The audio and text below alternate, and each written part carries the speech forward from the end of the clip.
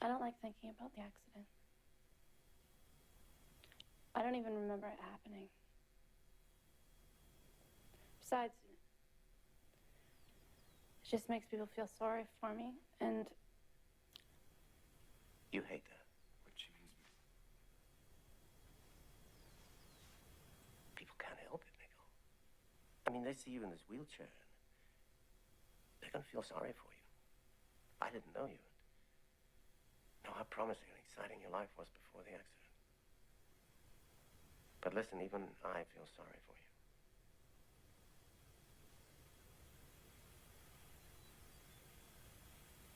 what is it that you want me to do for you, Mr. Stevens? The Sweet Hereafter is the first film made by Canadian Atom Egoyan, not based on his own writings. He's adapted Russell Banks' novel to explore a tragic situation.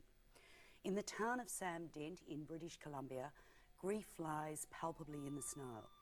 A school bus has crashed into a frozen lake, killing 14 of the 22 children it was carrying.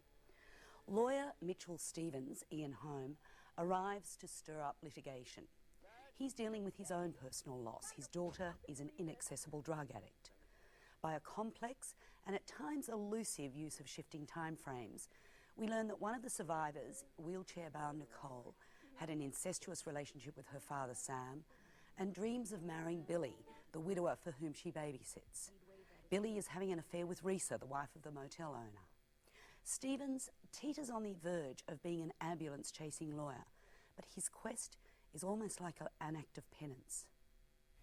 If everyone had done their job with integrity, your son would be alive and safely in school this morning. I promise that I will pursue and reveal who it was did not do their job. Who is responsible for this tragedy? And then in your name, Walker's name, in the name of whoever decides to join us, I will sue. I will sue for negligence until they bleed. Well, this is a really fine film, delicate, exquisite, with beautiful performances from a cast including Egoyan regulars, his wife Arsene Kanjian and Bruce Greenwood, and a deeply textured performance from the film's central focus Ian Holm. Egoyan's skill and ingenuity are unquestioned, but it wasn't only the landscape that sent a certain chill through me. Egoyan is intent on not exploiting this potentially deeply emotional situation in any way. He wants to work on our emotions through our intellect. And yet his material here is so explosively emotional. The death and maiming of children, the abuse of a child, the loss of a child through drugs, the devastation of a community through a communal loss. Today's must-see subject is 1997's The Sweet Hereafter. It was directed by the Oscar-nominated Atom Egoyan, who also wrote the Oscar-nominated screenplay, which was itself adapted from Russell Banks' hypnotic novel. The movie's elliptical storyline revolves around a small, close-knit town in the Canadian Rockies, which has suffered a terrific tragedy. One cold December morning, the municipal school bus, operated by the warm-hearted and conscientious Dolores Driscoll, a 30-year-old veteran bus driver, hits a patch of ice on the road and loses control, sliding onto the adjacent ice-covered lake and sinking into the water, killing everyone on board except herself and teenager Nicole Burnell, played by the then 18-year-old Sarah Polley. This means that in a single instance, the town has virtually lost all of its children. Although they've survived, Dolores, whose life has been dedicated to her stroked-out husband and her young charges, is seriously injured and psychologically scarred. And Nicole, an accomplished singer and role model to the younger kids, is rendered paraplegic. The town, of course, is in a state of collective shock, and the parents of the lost children are numb with grief. Shortly after the awful event, a big city personal injury lawyer, Mitchell Stevens, played by the veteran British actor Ian Holm, arrives in the town. His own personal life in a shambles from years of failed attempts at helping his drugged-out addicted daughter, who was the apple of his eye, but is now lost to him, Stevens seeks to enlist the surviving parents in a class action in order to seek justice from those responsible for the loss of the children. Stevens is devoted to the law and is obsessed with the matter of liability, which is to say, fault. As he explains to a pair of formerly vibrant but now traumatized parents, there's no such thing as an accident. The word doesn't mean anything to me. As far as I'm concerned, somebody, somewhere, made a decision to cut a corner.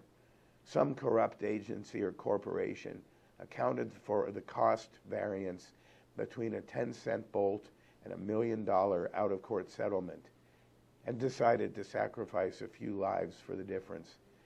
And now it's up to me to ensure moral responsibility in this society. Representing a number of the parents, Stevens files his lawsuit against the manufacturer of the school bus. But there is a dissenting parent, Billy Ansell, who has lost his twin children to whom he was devoted, but who vehemently opposes the undertaking. It was an accident, he said. I should know. I service the bus every day. I can help you, Stevens insists. Not unless you can raise the dead, Ansell replies. You leave us alone, Stevens. You can't help. But something terrible has happened, Stevens says. It's taken our children away. They're gone. In a stroke of genius, Egoyan injects Robert Browning's The Pied Piper of Hamelin into Banks's original narrative. In a scene, bits of which are spread over the course of the film, Nicole reads the poem to Billy Ansell's children, whom she is babysitting the night before the calamity. It's prophetic. As the Pied Piper, furious over the town's fathers reneging on their promise to pay him to purge the place of rats, leads the children through the portal that has opened into the side of the mountain and then shuts fast. A lame child on crutches is left behind. And in after years, if you would blame his sadness, he used to say, it's dull in our town since my playmates left. I can't forget that I'm bereft of all the pleasant sights they see, which the piper also promised me. For he led us, he said, to a joyous land, joining the town and just at hand, where waters gushed and fruit trees grew and flowers put forth a fairer hue, and everything was fresh, was strange and new. Stevens's case depends on Nicole's testimony to establish that a defect in the bus was the only conceivable cause of the crash. In her deposition, Nicole intentionally dismantles Stevens' entire case, falsely placing the blame on the saintly bus driver Dolores, whom she has nothing against. She has her reasons for doing what she does, but I won't get into them. The consequence is that the town and the shattered Stevens are led into a sweet hereafter that can never be undone, and where everything is strange and new. I'm Steve Levinson, and I give the sweet hereafter 4 stars. Thanks for listening.